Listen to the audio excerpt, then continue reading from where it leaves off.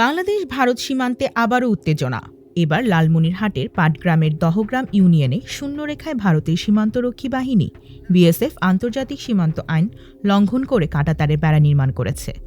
এই ঘটনায় সীমান্ত এলাকায় চরম উত্তেজনা দেখা দিয়েছে।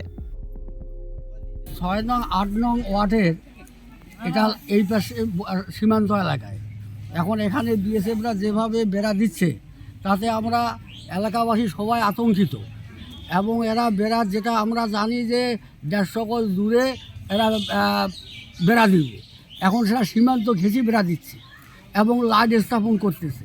যে লাইট স্থাপন করলে আমাদের ক্ষেত খামার কীটপতঙ্গের উপদ্রব বেশি হবে, ক্ষেত খামারে আমাদের সমস্যা হতেই পারে। গত ১১ দিনে বিএসএফ ৩বার পাটগ্রামের সীমান্তে বেড়া ও বৈদ্যুতিক খুঁটি স্থাপন করেছে। ১০ জানুয়ারি সকাল থেকে ডিএমপি ৮ নম্বর পিলারের ৩৭ থেকে ৪৬ নম্বর উপপিলারের শূন্যরেখার ১৫০ গজের শেষ প্রান্তে প্রায় আধা কিলোমিটার এলাকায় লোহার অ্যাঙ্গেলের খুঁটি দিয়ে ৪ ফুট উঁচু কাঁটাতারের বেড়া দেয় বিএসএফ। স্থানীয়রা এই দৃশ্য লক্ষ্য করে এবং দ্রুত বিজিবিকে খবর দেয়। এই পরিস্থিতিতে পুরো দহগ্রাম ইউনিয়নে সীমান্তে চরম উৎকণ্ঠা সৃষ্টি হয়েছে। সীমান্তে বেড়া দিতেছে, আমাদের বাতি দিবে, আমার ভয়ে আতঙ্ক। বিএসএফ কথা মানতেছে না, বিডিআর আমাদের ফলো করছে, পাবলিক বেড়া ভাই ফলো করছে, বিএসএফ আমাকে ধমকি মারে, গালিগালাজ করে।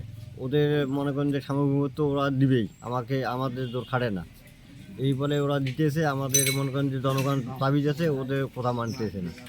বিজেপি সদস্যরা ঘটনাস্থলে গিয়ে প্রথমে নির্মাণ কাজ থামিয়ে দেয়, কিন্তু কিছু সময়ের পর শতাধিক বিএসএফ সদস্য ও নির্মাণ শ্রমিক আবারও কাজে লেগে পড়ে। বিএসএফ বেড়া নির্মাণ অব্যাহত রাখার সময় ভারতীয় কর্তৃপক্ষ সীমান্তে অতিরিক্ত জওয়ান মোতায়েন করেছে। এদিকে বিজেপিও দহগ্রামের সীমান্তে সতর্ক অবস্থান নিয়েছে। বিজেপি রংপুর ৫১ ব্যাটালিয়নের সহকারী পরিচালক আমির খুরশু জানান, বিএসএফকে বেড়া নির্মাণের জন্য বাধা দেওয়া হয়েছে। আমরা আজকে সেক্টর কমান্ডার লেভেল এখানে স্পট মিটিং হয়েছে, কথা বলেছি। আমরা আমাদের দাবি হলো এটা এনিহাও এটা উঠায় নিতে হবে। তারা বললো যে ঠিক আছে, এটা আমরা আজকে যেহেতু রাত হয়ে গেছে, কালকে আমরা ফিজিক্যালি আবার দুই দেশের অফিসাররা এখানে সরেজমিনে দেখবো, তারপরে হয়তো একটা সিদ্ধান্ত নেব।